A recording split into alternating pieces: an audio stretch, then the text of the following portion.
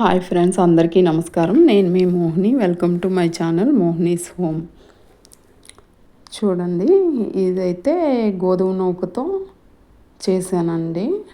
సత్యనారాయణమూర్తి ప్రసాదం అంటారు కదా, అలా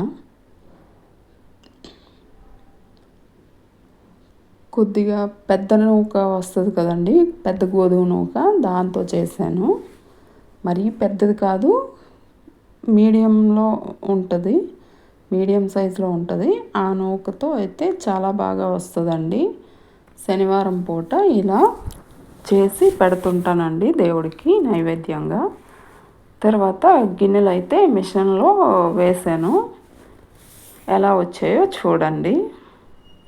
గిన్నెలు ఎంత బాగా క్లీన్ చేసిందో చూపిస్తాను చూడండి.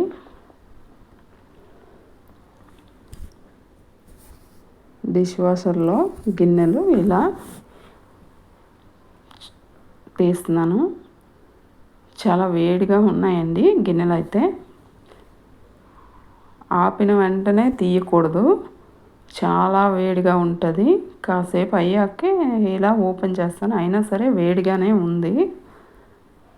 ప్రతి గిన్నె పట్టుకుంటే వేడిగా ఉన్నాయండి.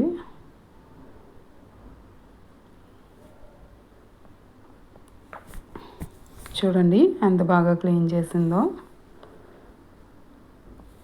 ఇందులో సర్దుకోవడానికే ఒక 10 మినిట్స్ అలా పడుతుంది అంతే, తప్పించి ఇంకా ఈజీగా పని అయితే అయిపోతుంది. ఎన్ని గిన్నెలు ఉన్నా చక్కగా పెట్టేసుకోవచ్చు. చూడండి, ప్లేట్స్ అన్నీ చాలా షైనింగ్తో వస్తున్నాయి. తర్వాత ఇదైతే సాటర్డే రోజు అండి, మార్నింగ్ బ్రేక్ఫాస్ట్కి వడ వేద్దామని పప్పు అయితే నానబెట్టాను నైట్. ఇంకా అది మిక్సీ వేసుకొని చక్కగా ఇలా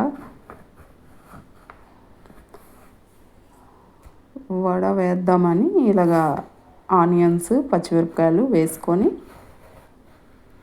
కలిపేసి పెట్టుకున్నాను. హాఫ్ పిండి అయితే ఇడ్లీకి కలుపుతానండి, హాఫ్ పిండి వడలు వేద్దామని బ్రేక్ఫాస్ట్కి ఇలా ఆయిల్ పెట్టుకున్నాను. ఆయిల్ హీట్ ఎక్కిందా లేదా అని చూడడానికి చిన్నదై ముద్ద వేసి చూశాను. అది పైకి వచ్చిందంటే ఆయిల్ హీట్ ఎక్కిపోయిందని అర్థం. తర్వాత ఇలా వేసుకుంటున్నాను హోల్ పెట్టుకొని. చూడండి, ఇలా చేయి తడి చేసుకొని వేస్తేనే బాగా వస్తాయండి, లేకపోతే కన్నం కరెక్ట్గా రాదు, కిందకి అది పడదు. ఒక బౌల్లో వాటర్ పెట్టుకొని మాటికి చెయ్యి అందులో ముంచుకుంటూ అప్పుడు ఈ ముద్దను పట్టుకొని వేయాలండి. అలాగైతేనే చక్కగా బాగా వస్తుంది. చూడండి, చాలా బాగా వచ్చాయి. ఇంక ఈరోజు బ్రేక్ఫాస్ట్ అయితే ఇదే మాకు సాటర్డే రోజు మార్నింగ్ అండి. ఇంకా దీంతో కొబ్బరి చట్నీ చేస్తున్నాను. ఇవి వేయించుకున్నాక కొబ్బరి చట్నీ కూడా చేసుకోవాలి. ఇంకా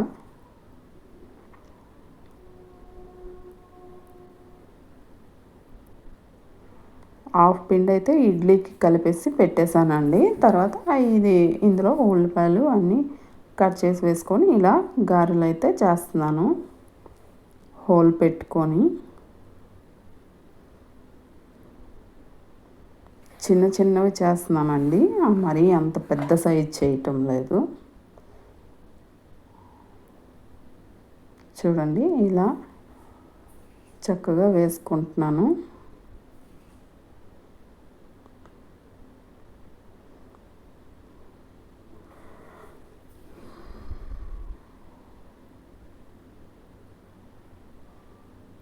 ఈ కడాయిలో చిన్న చిన్నవి ఇలా 4 అయితే పడుతున్నాయి. 4 వేసుకొని చక్కగా ఇలా ఫ్రై చేసుకుంటున్నాను.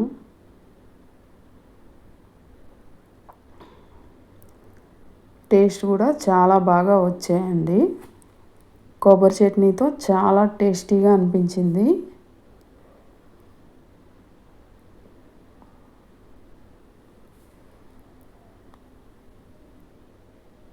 చూడండి ఇవి కూడా ఫ్రై అయిపోయి తీసేస్తున్నాను.